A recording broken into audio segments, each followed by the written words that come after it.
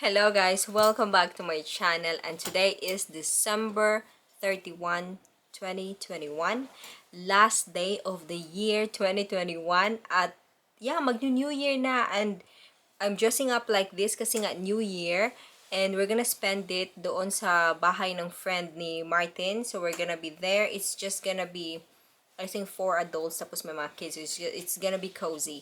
And yeah, I'm so happy kasi patapos na talaga ang year na to, na sobrang daming pagsubok na dumaan. But I'm very grateful na na-survive natin lahat yan. We're here, we're still alive. Despite sa, alam nyo na, corona, pandemic, a lot of people lose their job. I'm happy na kahit paano hindi nawala yung trabaho ko. And yeah, there's so much things to be grateful kahit na ang daming pinagdaanan this year. And hopefully, next year is gonna be a better year na lahat sana is maging normal na, mawala na si corona, or if ever may corona pa din, at least may mga gamot na and everybody is, parang normal life na. Tapos, yeah, I always get excited pag New Year na guys, and I know kayo din kasi nga pag New Year, it seems like it's a new chance na, to change for the better, ganyan, and to, to make goals. Also change to the worse. No, we don't want to change for the worse. We want to change for the better, right? So, yeah, it's just exciting kasi nga, I mean, if it's New Year, it's new beginning. So parang nakaka-excite lang. And yeah, I hope you guys are also gonna celebrate your New Year with your family. I have my husband here and the friends and all that. Pero sa Pilipinas kasi pag New Year, you will celebrate it with your family. Kasi parang yun na yung culture natin, and it means na yung parang relationship with your family will be, great the whole year, ganyan. Pero dito sa Denmark, it's totally the opposite. Kasi yung New Year nila, they will celebrate it with their friends. Tapos yung Christmas is yung ang ingay ni Martin. Pero yung Christmas is yung time you will celebrate with your family. Pero yung New Year, yun yung parang party-party with your friends. And as you know, we're also getting older na, hindi na tayo yung parang dating sobrang pa-party-party. Now, we're just okay with a little drinks, ganyan, tapos good food, good company, yun na, enough na yun. Pero dati, my God, sobrang laklakan talaga, I'm missing a big goddamn party. Pero si Martin, ano pa rin talaga siya, he still really like to party despite na sobrang tanda na niya, guys. Sobrang tanda. I mean, he's 12 years older than me, pero he still like to party. Pero ako, gusto ko lang yung mga relax na, ganyan. So, yeah. See you a bit later pag ando na kami sa location na pupuntahan namin. And, yeah, I just hope you guys will also gonna have the best New Year. And be grateful kasi we're alive, despite sa mga pinagdaanan natin this year na sobrang grabe talaga. But anyway, yun. Thank you so much for watching. I'll see you a bit later doon na sa parang pa-party nila na mga videos, ganyan.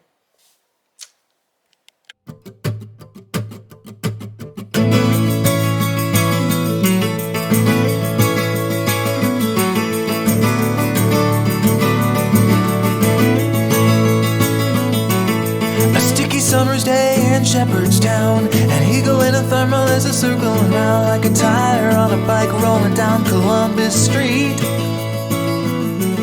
But Katie got a little look of hope in her eyes, and her arms unfold, and she looked to the skies and said, I'm gonna learn to fly around with you, yeah. She jumped up high and she fell to the ground and skinned her little knee and made a horrible sound. She got right up and she tried it again, and smiling all the way with her unstoppable grin.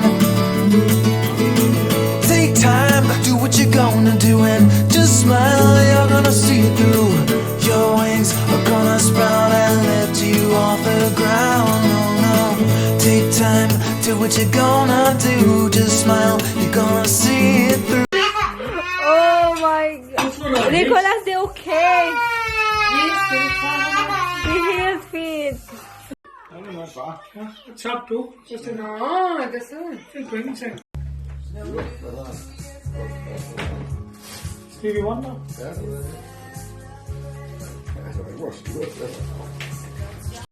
Der var en gammel engelsk rucksack. Skal du have mere sovs? Mere sauce? Ja, færdig. Jeg tror lige vil have på mad, så det er slut.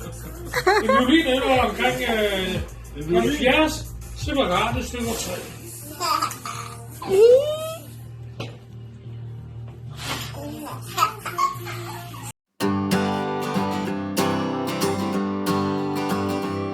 You take coffee with your cream. You squeak like a teen.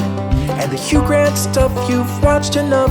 You mumble it in your dreams. You rock out on a broom and mangle some tunes. On weekends you dance in jammy pants until the afternoon. And I know it's hard to think that someone could be in sync with all your eccentricities. You're perfect in the perfect way. You're perfect and I hope you stay. Your goofy little self eternally. Oh, I'm weird like you, I know it's true. I'm in the clouds up there with you. You think you're flawed, but wouldn't you agree? You're perfect for me. You talk to yourself and answer as well. You read ahead on Walking Dead before you watch the show. You eat bread with fur, you still call me sir. There's a piece of gum from 91 that's hiding in your purse. But no matter what I sing, I wouldn't change a thing. You're my postmodern masterpiece. You're perfect in the perfect way. You're perfect and I hope you stay. Your goofy little self eternally. Oh, I'm weird like you, I know it's true. I'm in the clouds up there with you. You think you're flawed, but wouldn't you agree? You're perfect for me. Ba, ba, ba, ba.